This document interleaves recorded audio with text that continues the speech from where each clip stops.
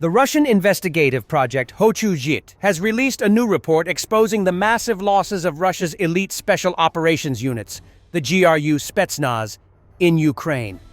According to the publication, the database includes the names of 2,285 killed servicemen, most of whom belong to the most secretive and elite branches of the Russian military. The project's analysts note that the data cover only part of the confirmed casualties between the start of the invasion and March 2025, meaning the real figure is likely even higher. The list includes soldiers and officers from the GRU, Navy, and Ground Forces special units, with the heaviest toll borne by the GRU's elite Spetsnaz brigades. The 2nd, 3rd, 10th, 14th, 16th, 22nd, 24th, 34th, and 346th, along with the 25th Separate Spetsnaz Regiment and the 389th and 388th Naval Reconnaissance Spetsnaz points.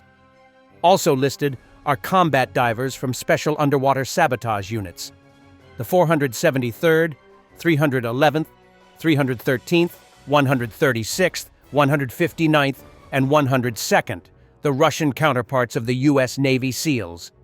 These elite formations specialize in sabotage, reconnaissance, and deep penetration operations behind enemy lines.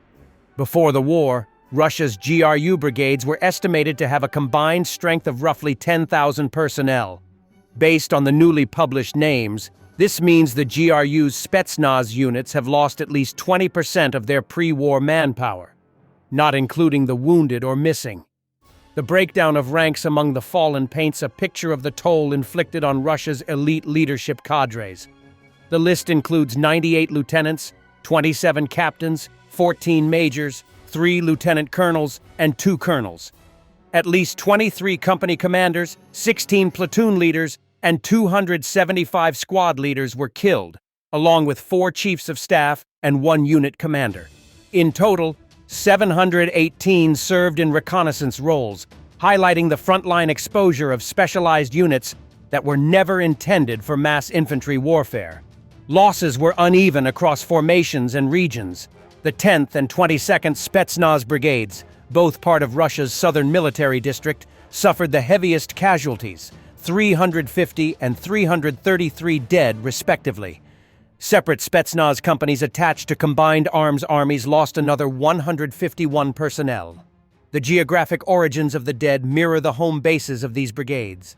111 were from Novosibirsk Oblast, 24th Brigade, 108 from Krasnodar Krai, 10th Brigade, and 91 from Khabarovsk Krai, 14th Brigade.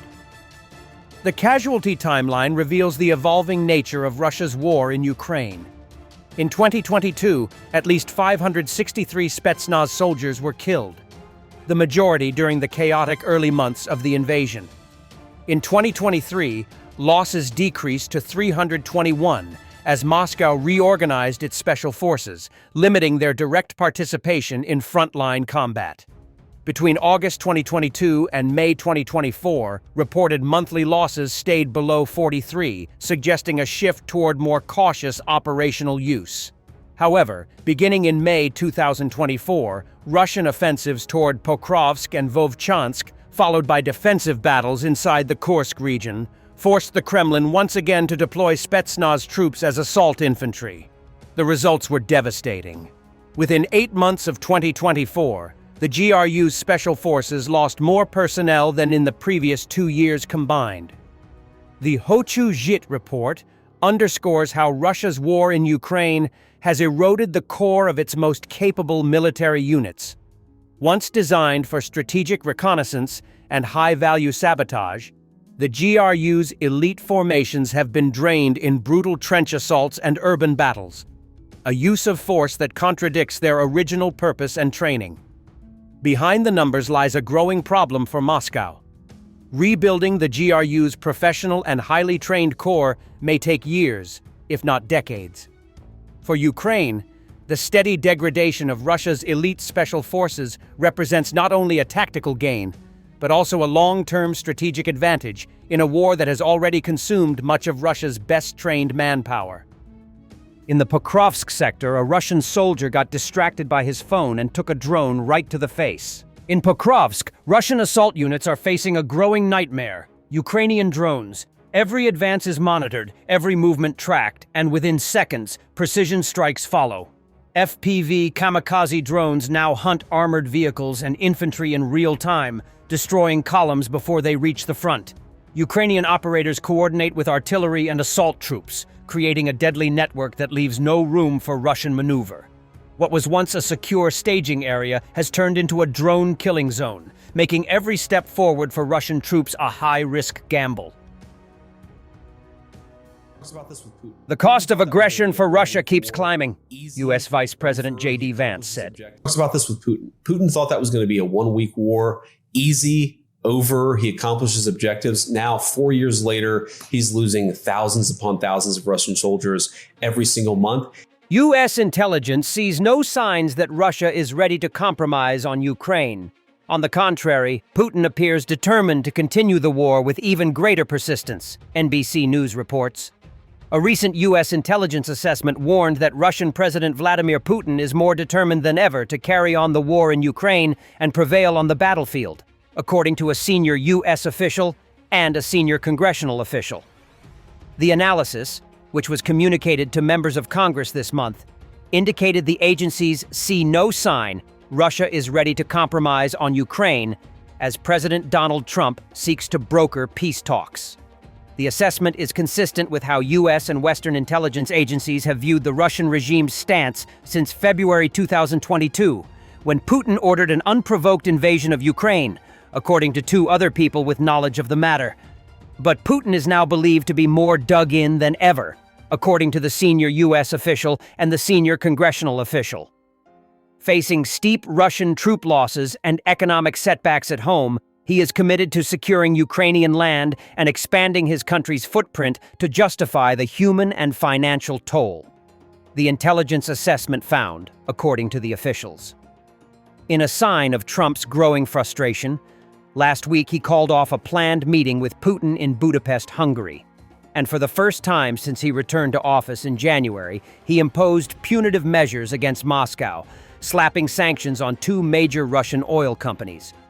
"I just felt it was time," Trump told reporters, describing the new sanctions as tremendous, and adding that he had waited a long time to implement them, but hopes they won't be on for long. "We hope that the war will be settled," he said. The White House declined to comment on the recent intelligence assessment and pointed to Trump's public comments on efforts to reach a peace deal. As the president stated, these are tremendous sanctions against their two big oil companies, which he hopes will help bring about the end of the war, the official said in a statement. He has been clear that it is time to stop the killing and make a deal to end the war. The United States will continue to advocate for a peaceful resolution to the war, and a permanent peace depends on Russia's willingness to negotiate in good faith. Trump has long vowed to broker an end to the war in Ukraine, and as a candidate, he promised he would secure peace within 24 hours of his return to office. But his efforts to persuade Russia to come to the negotiating table and agree to a ceasefire have failed so far. Trump's rhetoric has shifted in recent months, as he has expressed growing frustration and impatience with Putin, accusing him of failing to take action to back up positive statements made in their conversations. "Every time I speak with Vladimir, I have good conversations, and then they don't go anywhere. They just don't go anywhere," Trump said last week. Trump even said publicly that he might provide long-range U.S.-made Tomahawk missiles to Ukraine this month, though he later backed away from the idea after a phone conversation with Putin. Ukraine has appealed to Washington for longer-range missiles to strike at targets inside Russia, and European powers have endorsed its request. Ukrainian officials, European governments, and Kiev's supporters in Congress have repeatedly urged Trump to exert pressure on Russia through arms shipments and sanctions to push Moscow to agree to a ceasefire and peace negotiations. The announcement of sanctions on Russian oil companies was the first time Trump has followed through on threats to introduce economic penalties against Moscow.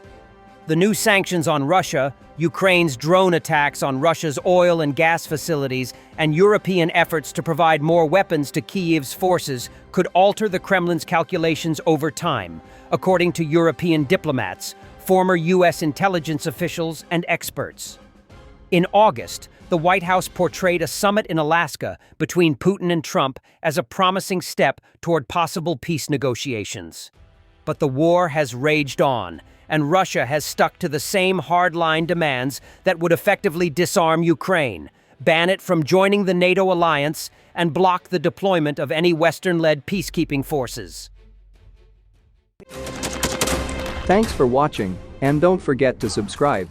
Also, if you want to support Warthog Defense, please become our member and get early access to new videos, exclusive members-only videos, and become administrator in comments section. The membership link is in the description. Rescues every day. We had a guy last week at 6 rescues in 6 days. You know, he's doing the job every day.